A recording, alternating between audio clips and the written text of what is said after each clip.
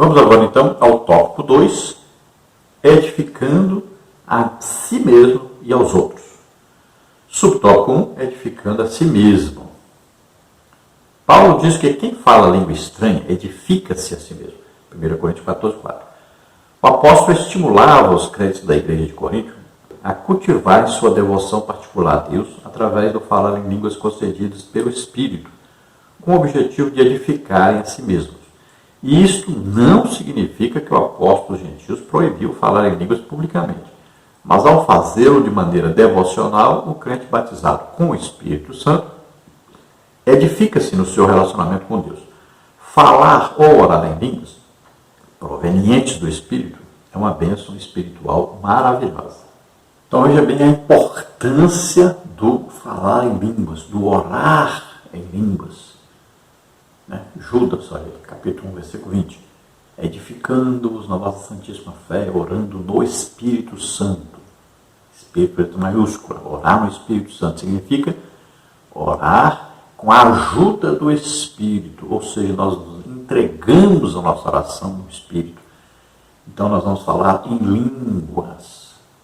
E a nossa oração vai ser perfeita, porque o Espírito Santo pega o que nós estamos pensando, aí unido ao que estamos falando. Olha, a Bíblia diz que nós não entendemos o que estamos falando, mas Deus entende tudo. Paulo diz que essa linguagem do batismo do Espírito Santo, olha só, ninguém entende, mas Deus entende tudo. Nós estamos falando diretamente com Deus. Ninguém entende, nem o diabo, nem ninguém, nem nós mesmos. Mas nós estamos falando diretamente com Deus. Então, existe o que? A edificação própria. Essa língua é para você falar na sua casa, no seu quarto. Então, você falando diretamente com Deus. Então, você no pensamento está dizendo: Senhor, faça a tua vontade na minha vida. Eu quero pedir ao Espírito Santo que ore por mim, interceda por mim agora. Ele é um intercessor meu aqui na terra. No céu tem um intercessor que é Jesus diante do Pai.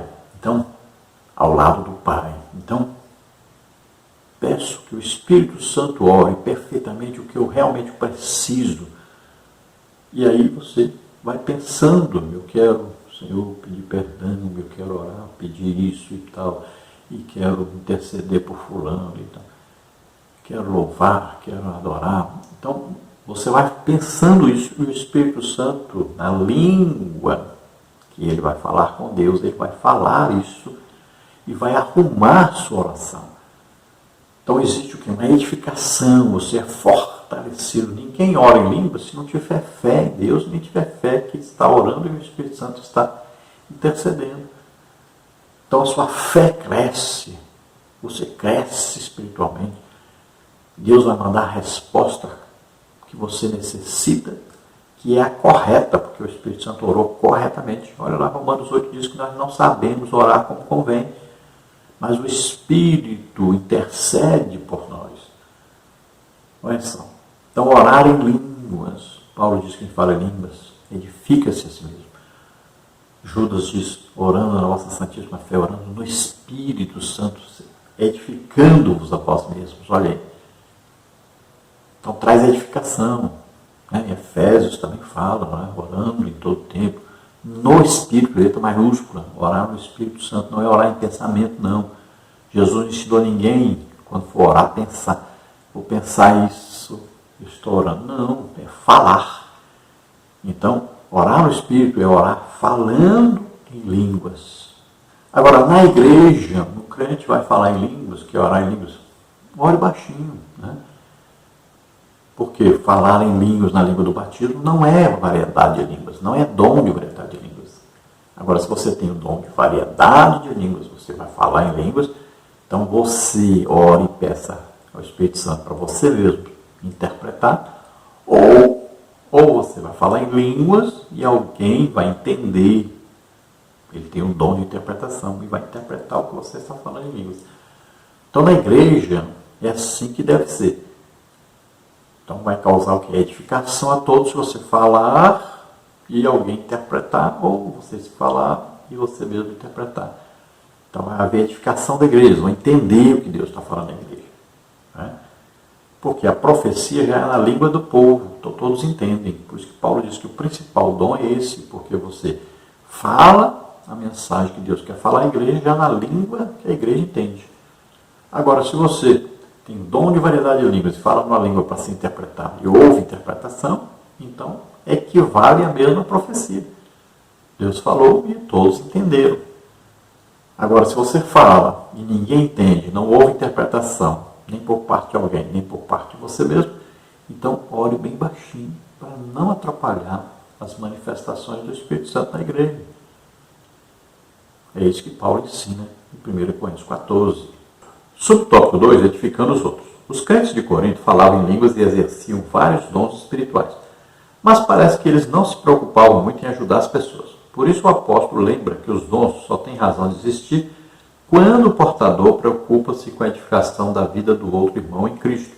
1 Coríntios 14, 12. Em lugar de buscarmos prosperidade material, como se pudéssemos barganhar com Deus usando dinheiro em troca de bênçãos, busquemos os dons espirituais. Agindo assim, edificaremos a nós mesmos e também aos outros. Então veja que os coríntios, pelo que Paulo ensina, parece que eles falavam em línguas, alto, muita gente falando ao mesmo tempo, e ninguém entendia. E não era aproveitado isso, porque ninguém compreendia o que Deus estava falando. Então Paulo diz, olha, numa mesma reunião, no mesmo culto, fala em 2 ou 3, no máximo, e quando fala em línguas, haja interpretação, para que todos entendam o que está sendo falado.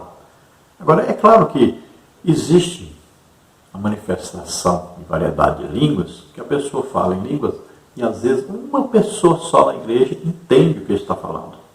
Então aí é um caso específico, especial. Então, foi uma pessoa que tem dom de variedade de línguas e existiu uma pessoa para ouvir essa mensagem em línguas para ele.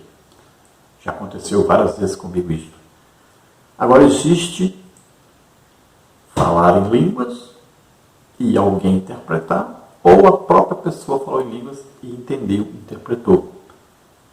Já aconteceu várias vezes comigo. Tanto outra pessoa interpretar, quanto eu mesmo receber interpretação. Então, esse é um outro caso. Existe o falar em línguas, que é do batismo do Espírito Santo. Então, esse tipo de língua, fala baixinho na igreja. Em casa, no seu quarto, você pode falar a altura que quiser. Então, você está orando lá, você e Deus só. Mas na igreja, se você ficar falando em línguas alto, você estará prejudicando as manifestações do Espírito Santo, que às vezes Jesus quer falar com a igreja, mas você está atrapalhando, porque você está falando em línguas de altura. Às vezes o pregador está pregando e você está atrapalhando o pregador. Agora também temos que saber que existem os momentos, uma alegria na igreja, que todos se alegram, todos falam em línguas, não tem problema nenhum. Tem aquele momento. Você não está atrapalhando o culto. Então devemos fazer tudo para a edificação de todos, para que todos sejam abençoados. Subtópico 3, edificando até o não crente. Embora o apóstolo dos gentios estimulasse todos os crentes a falar em línguas, isto é, edificar em si mesmos, seu desejo era que também esses mesmos crentes profetizassem a fim de que a igreja toda fosse edificada. O comentário da Bíblia de Estudo para Aplicação Pessoal diz sobre esse texto. Embora o próprio Paulo falasse em línguas, enfatizava a profecia porque esta edificava a igreja inteira. Enquanto falar em línguas, beneficiava principalmente o falante. Todos quantos vierem a frequentar nossas reuniões devem ser edificados, sejam crentes ou não. Por isso não podemos escandalizar aqueles que não comungam a mesma fé que nós. 1 Coríntios 14, 23. Como eles compreenderão a mensagem do Evangelho se em uma reunião não entenderem o que está sendo falado? 1 Coríntios 14, 9. Paulo ensina que línguas são sinal para o incrédulo. Então, quando nós estamos pregando, então, falamos em línguas, o incrédulo, aquele que ainda não é crente, ele vê que Deus está em nosso meio, ele vê que tem uma língua ali falada por Deus. Tudo bem. Só que ele não entende o que está sendo falado. Então não vai servir para ele aceitar Jesus ou para ele entender o que Deus está falando. Agora, ele vai ver que Deus está presente. Então, tudo bem, é um sinal para ele. Agora, nós não podemos falar o tempo todo em línguas, por quê? Porque não existirá pregação do Evangelho para que a pessoa se converta. Ele precisa entender o que Deus está falando. Então, Paulo diz, olha, a profecia é superior. Por quê? A profecia já é uma mensagem direta de Deus para a pessoa, na língua que ela entende. Então, a profecia já é o quê? Um sinal para o crente, né? Porque o crente sabe que Deus está falando com ele. Então, ele entende perfeitamente que é uma mensagem de Deus para ele. Então, a língua é um sinal para o incrédulo de que Deus está presente. A profecia é um sinal para o crente, porque vê que Deus está falando com ele. Agora, para haver a conversão da pessoa que não é crente, então ela deve ouvir na língua dela uma mensagem, que é o evangelho pregado a ela. Então, a profecia é superior, porque ela tanto leva o descrente a se converter, como leva o crente a ser edificado e ver que Deus está falando com ele. Então, Paulo não está proibindo, ele mesmo diz, não proibais falar línguas, né? Assim como não desprezeis as profecias. Então, Paulo está dizendo, você quer falar em línguas, você não tem dom de variedade de línguas, não vai ser interpretado, ou você mesmo interpretar essa língua falada na igreja, então fale bem baixinho, para não atrapalhar os outros, e em casa, ore da altura que você quiser, ore falando com Deus, ore em línguas para você ser edificado. No tópico 3, nós temos aí edificar todo o corpo de Cristo. Subtópico 1, os dons na igreja. Na primeira carta aos Coríntios, Paulo dedica 2 capítulos, 12 e 14, para falar a respeito do uso dos dons na igreja. O apóstolo mostra que, quando os dons são utilizados com amor, todo o corpo de Cristo é edificado. Conforme diz Thomas Hoover, parafraseando Paulo em Efésios 4,16, os membros do corpo, cada qual com a sua própria função concedida pelo Espírito, cooperam para o bem de todas. O amor é essencial para os dons espirituais alcançarem seu propósito. Se não houver amor, certamente não haverá edificação. 1 Coríntios 13. Sem o amor de Deus, nos tornamos egoístas e acabamos por colocar nossos interesses em primeiro lugar. O propósito dos dons, que é edificar o corpo de Cristo, só pode ser cumprido se tivermos o amor de Deus em nossa vida. Então, principalmente aí, Paulo fala sobre os dons em 1 Coríntios 12 e 1 Coríntios 14. Aí fala sobre os dons e fala sobre a regulamentação do uso dos dons na igreja. É claro que em Romanos também fala sobre dons, né? Mas principalmente aí. Então Paulo vai falar sobre a importância do amor dos irmãos para com os outros. Ou seja, o amor é que vai capacitar, ou que vai impulsionar o crente a ser usado nos dons para a edificação dos outros, para abençoar os outros. Então veja que, se o crente não amar os outros, mesmo que ele tenha dons do Espírito Santo, esses dons não vão entrar em operação. Veja bem, se passa um aleijado, se tem um aleijado na igreja, e aquele que tem o dom de milagres ou maravilhas, não amar as pessoas, ele não vai lá na pessoa orar para que ela seja curada, para que ela receba o seu milagre. Olha bem, se tem alguém doente, e essa pessoa que recebeu dons de curar, não amar as pessoas, ele não vai lá orar por essa pessoa. Então o dom ficou nulo, ficou parado ali nele. Então o dom do Espírito Santo funciona impulsionado pelo amor.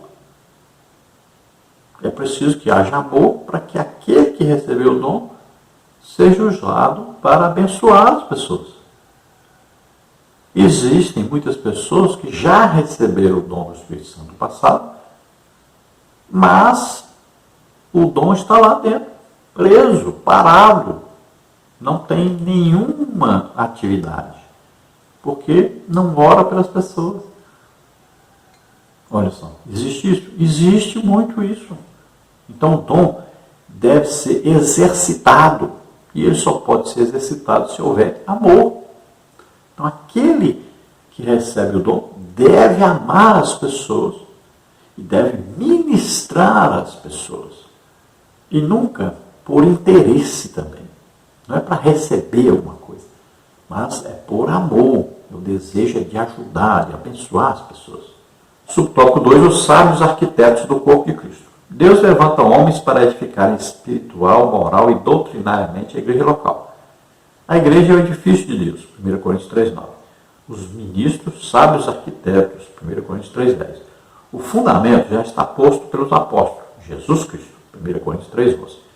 Mas os ministros têm de tomar o cuidado com as pedras assentadas sobre este alicerce, pois eles também tomam parte na edificação espiritual da igreja de Cristo, segundo a mesma graça concedida aos apóstolos. Por isso, Paulo faz uma solene advertência para a liderança hoje, mas veja cada um como edifica sobre ele, porque ninguém pode pôr outro fundamento além do que já está posto, o qual é Jesus Cristo. 1 Coríntios 3, 10 e 11. Então Deus levanta pessoas para edificarem o corpo de Cristo, trazer a doutrina, o ensino, a pregação. Tudo isso tem na igreja. Então aqueles que têm dons do Espírito Santo nem sempre são ministros, nem sempre são pessoas que têm um cargo eclesiástico. Às vezes a pessoa é bem simples, bem humilde, uma pessoa que nem tem muita sabedoria ao falar, muita inteligência para pregar. Então são pessoas mais humildes, muitas vezes. Às vezes não. Agora, a igreja não pode tornar esta pessoa como a pessoa que é perfeita e deve ser seguida acima de Jesus Cristo. Então veja só, existem denominações hoje evangélicas que se o seu líder morrer, a igreja praticamente acaba, porque ela está baseada em cima de uma pessoa e não de Jesus Cristo. Veja bem o perigo que muitas igrejas correm hoje, que idolatraram uma pessoa, que até essa pessoa tem um dom do Espírito Santo, é uma pessoa até bem intencionada, criou até uma igreja, a igreja cresceu, desenvolveu, mas esqueceu de que todos deveriam ser ensinados, que todos podem ser usados e devem ser usados. Então ficou uma pessoa só com destaque como fundamento daquela igreja, e não ficou Jesus que usa a todos. Então ficou baseado em uma pessoa, e é um perigo muito grande, porque se essa pessoa cai, então ele vai atingir muita gente que vai se desviar do evangelho. Se essa pessoa morrer, olha só, essa igreja todinha poderá se acabar, porque não tem mais aquela pessoa que era o fundamento da igreja. Não ensinou que o fundamento é Jesus Cristo. Subtópico 3, despenseiros dos dons. O apóstolo Pedro exortou a igreja acerca da administração dos dons de Deus. 1 de Pedro 4, 10 e 11. Ele usou a figura do despenseiro, que antigamente era o homem que administrava a despensa e tinha total confiança no patrão. O despenseiro adquiria os mantimentos, zelava para que não estragassem e os distribuíam para a alimentação da família. Desta forma, os despenseiros da obra do Senhor devem alimentar a família de Deus. 1 Coríntios 4, 1, Efésios 2, 19. Eles precisam ter cuidado no uso dos dons concedidos pelo Senhor para prover a alimentação espiritual, objetivando a edificação do corpo de Cristo. Cada um administra os outros dons como recebeu, como bons despenseiros da multiforme graça de Deus. Se alguém falar, fale segundo as palavras de Deus. Se alguém administrar, administre segundo o poder que Deus dá, para que em tudo Deus seja glorificado por Jesus Cristo, a quem pertence a glória e o poder para todo sempre. 1 de Pedro 4, 10 e 11. Então, aqui, dispenseiro é aquele, vamos dizer, lá antigamente, toda casa, as casas eram muito grandes, tinha sempre um quarto separado, que se chamava dispensa. Então, se comprava, por exemplo, leite em pó, comprava um saco de leite em pó, comprava um saco de feijão, um saco de milho, ou então produzia, a própria família produzia, então guardava ali. Aí tinha aquelas latas de banha de porco com carne lá dentro, aquelas coisas guardavam na despensa. Então, à medida que fosse precisando comer, então se pegava na despensa aquilo para colocar para todos comerem. Então, se fazia comida com aquilo que estava guardado na despensa.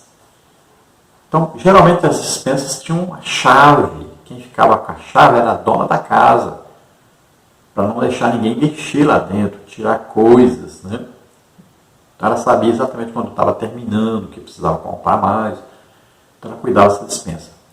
Então, aqui a Bíblia está dizendo que nós devemos ser bons dispenseiros, ou seja, nunca deixar faltar aquilo que Deus nos deu para usar em benefício dos outros.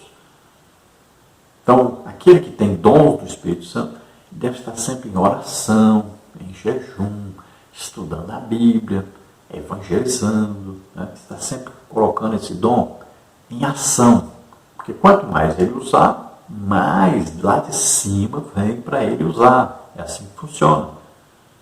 Então nós devemos ser bons dispenseiros, ou seja, sempre termos para podermos usar em benefício dos outros. Então aquele que é usado, por exemplo, para a edificação, consolação, exortação do povo de Deus, ele deve buscar ter abundância para distribuir. Aquele que vai ensinar, né? Então, sempre dedicando-se ao ensino, estudando muito a palavra de Deus, orando, jejuando, para poder ministrar às pessoas. Então funciona com todos os dons espirituais. Imagine um pastor que vai para a igreja no domingo e para ensinar ou pregar alguma coisa, ele não vai poder porque ele estava no futebol. Não se preparou. Olha só. Então vai ficar ali passando oportunidades para os outros. Ele mesmo vai ficar com medo até de pregar, de ensinar alguma coisa. Porque não se preparou. Assim são todos os crentes. Se alguém vai cantar na igreja, estava vendo futebol, ou estava vendo pornografia na internet, estava no bate-papo o dia inteiro, comendo o tempo todo, conversando o que não deveria, e aí vai cantar, olha só, cantar é ministrar, é um louvor, uma adoração a Deus. Então essa pessoa não estará pronta para fazer isso. Veja só, nós devemos ser canais de Deus para abençoar as pessoas. Mas para nós fazermos isso, nós damos a nossa vida, nosso tempo, dedicamos a Deus a nossa vida para poder sermos usados por Deus. Então Jesus dizia, olha, eu me santifico para que eles sejam santificados. Olha só, é assim que funciona. Então nós que vamos ministrar qualquer coisa na igreja, tocar um instrumento, cantar, pregar, ensinar, qualquer coisa que vamos fazer na igreja, nós devemos nos preparar, nos santificar para que Deus possa nos usar. E assim todos serão edificados, todos aproveitarão aquilo para o qual Deus nos chamou para fazermos. Conclusão, a igreja de Jesus Cristo tem uma missão a cumprir. Proclamar o Evangelho em um mundo hostil às verdades de Cristo e descrente de Deus. Diante desta tão sublime tarefa, a igreja necessita do poder divino. Os dons espirituais são um arsenal à disposição do corpo de Cristo para o cumprimento eficaz de sua missão na terra. Como já foi dito, o propósito dos dons é edificar toda a igreja, todo o corpo de Cristo, para ser abençoado, exortado e consolado. Por isso, nunca devemos usar os santos dons de Deus em benefício particular, como se fosse algo exclusivo de certas pessoas. Somos chamados a servir a igreja do Senhor e não a utilizar os dons de Deus para nós mesmos. Então, os dons do Espírito Santo são bênçãos de Deus para a igreja e para aqueles que não são da igreja também. Então, devem ser usados tanto na igreja quanto fora da igreja para a evangelização. Os dons não são para proveito próprio. Todos os dons são para benefício dos outros. Por isso deve haver o amor. Tem o amor altruísta, né? Que vai fazer com que você ame as pessoas, ministre as pessoas. Então, os dons são concedidos para o bem comum. São dados pela graça de Deus, sem merecimento. Mas o Espírito Santo não vai conceder dons a qualquer pessoa, principalmente aqueles que vivem em pecado. Então, busquemos os dons, acreditemos que existem os dons, são para nós, busquemos mesmo com vontade, orando, jejuando, estudando a Bíblia, principalmente evangelizando. E assim o Espírito Santo vai nos concedendo poder para pregarmos, ganharmos almas e também edificarmos a igreja, consolarmos, exortarmos a igreja. Que vai haver o quê? Uma união dessa igreja em torno de Jesus Cristo, tendo Jesus Cristo como fundamento, né? Tendo Jesus Cristo presente na igreja, falando, curando, fazendo milagres, fazendo maravilhas ali. Então os dons não são para uso próprio. Eu não oro para mim mesmo ser curado. Eu não profetizo para mim mesmo. Mas os dons são o quê? Para os outros. São em benefício dos outros. Então aquele que deseja ser usado em dons, deve saber que ele está dando a sua vida, consagrando a sua vida, entregando a sua vida a Deus, para que ele seja usado em benefício dos outros. Nunca visando o benefício próprio. Então, o que está escrito na palavra de Deus? Se Jesus deu a vida por nós, o que custa nós darmos a vida pelos outros? Então, a vida daquele que é usado em dons é uma vida dedicada aos outros, para o bem dos outros. Vamos orar agora. Se você ouvindo a palavra de Deus, deseja agora aceitar Jesus como Senhor e Salvador, entregar sua vida para Deus, faça agora. Se você está precisando de uma cura, de um milagre, agora Deus faz isso. Creia nisso. Vamos orar. Pai querido, em nome de Jesus, te apresentamos essas vidas que se chegam a Ti, arrependidos dos seus pecados. Ó Senhor, recebe-os por filhos, escreve seus nomes no livro da vida, abençoa essas vidas, Senhor.